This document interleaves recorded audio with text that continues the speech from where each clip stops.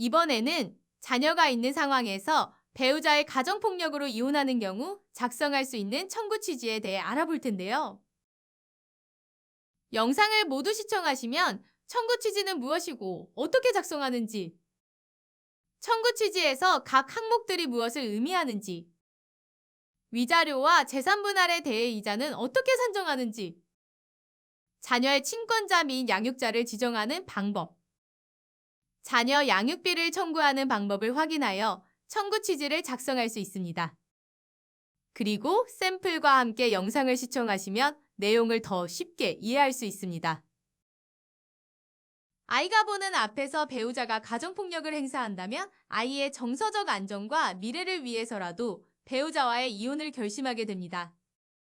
이때 아이의 양육권과 친권을 가져오더라도 배우자에게 자녀의 양육비를 함께 청구할 수 있는데요.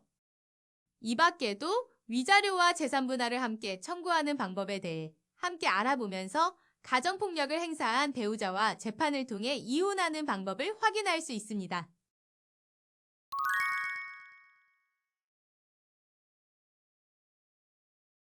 한모 씨는 남편과 결혼한 지 1년 만에 딸을 출산하였고 딸이 5살이 되던 해에 남편의 가정폭력으로 신체적, 정신적 피해를 입게 되었습니다. 결국 한모 씨는 남편과 재판을 통해 이혼하기로 결심하였고 재산 분할과 자신의 신체적, 정신적 피해를 배상받기 위한 위자료 그리고 딸의 양육비까지 함께 청구하려고 합니다.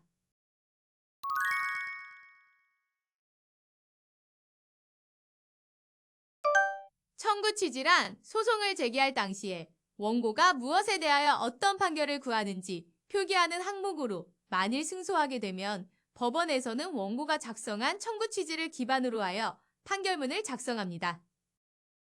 그래서 청구 취지는 소장의 결론에 해당하므로 가장 중요하고 기본적인 항목입니다.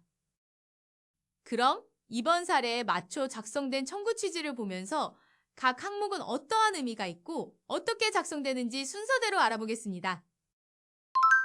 청구 취지를 작성할 때는 소송을 제기한 사람을 원고, 소송을 당하는 사람을 피고, 그리고 원고와 피고 사이에서 태어난 자녀는 사건 본인으로 명칭을 구분합니다. 가장 먼저 이혼을 청구하기 위해 원고와 피고는 이혼한다고 기재합니다. 다음으로 이번 사례와 같이 배우자의 가정폭력으로 신체적, 정신적 피해가 발생했다면 위자료를 청구하고 혼인기간 동안 함께 형성한 재산이 있다면 일정한 비율로 나누어 재산 분할을 청구할 수 있습니다. 위자료와 재산 분할처럼 금전 채무 이행을 구하는 경우에는 법령에 따라 이자를 함께 청구할 수 있는데요. 다음 항목에서 위자료와 재산 분할에 대한 이자 산정 방법과 이자를 청구하는 시점을 구체적으로 살펴보도록 하겠습니다. 우선 위자료를 청구할 때는 피고는 원고에게 위자료를 지급하라고 기재하고 위자료는 내가 처한 상황에 따라 적절하게 산정한 금액을 기재합니다. 위자료는 소송 촉진 등에 관한 특례법상 소장이 상대방에게 송달된 다음 날부터 연 12%의 이자를 함께 청구할 수 있는데요. 다만 사건 내용에 따라 소송촉진법 제3조 제2항에 적용되어 소장 부분 송달일부터 판결 선고일까지의 이자가 연 5%로 적용될 수 있습니다. 다음 재산 분할은 혼인기간 동안 형성한 재산을 일정한 비율로 나눈 금액을 지급하라고 기재하는데요. 우리 대법원은 재산 분할에 대해 판결이 확정된 후에 재산 분할을 청구할 권리가 발생한다고 판단하여 확정 판결일 다음 날부터 다 갚는 날까지 민법상 5%의 이자가 적용됩니다. 즉 위자료와 재산 분할은 이자 비율과 이자가 적용되는 시점이 각각 다르게 적용됩니다. 다음은 당사자들의 상황에 따라 사건 본인의 친권자와 양육자를 지정합니다. 친권자는 미성년 자녀의 법정 대리인으로 만일 공동으로 친권을 갖는다면 자녀에 대한 어떠한 결정을 할 때마다 의견을 조율하는 과정에서 마찰이 발생할 수 있습니다.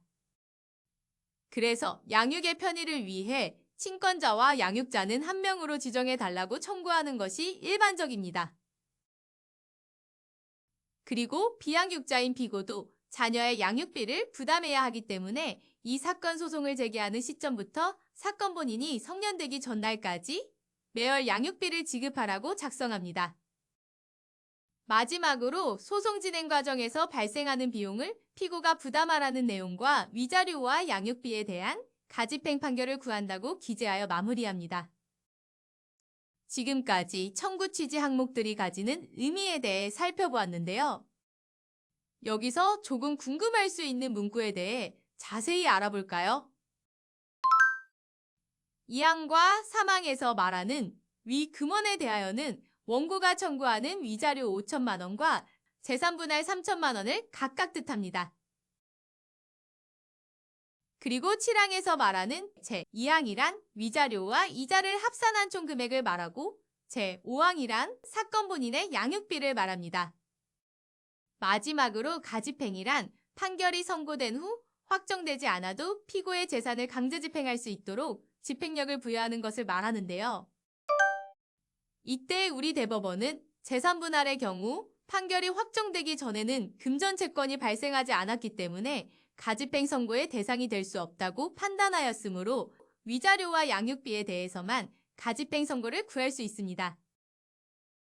이렇게 청구 취지는 모든 단어마다 필요한 뜻이 있고 각 단어에 따라 청구 취지의 뜻이 달라질 수 있으므로 금액과 특정한 날짜를 제외하고는 임의로 수정하지 않는 것이 좋습니다.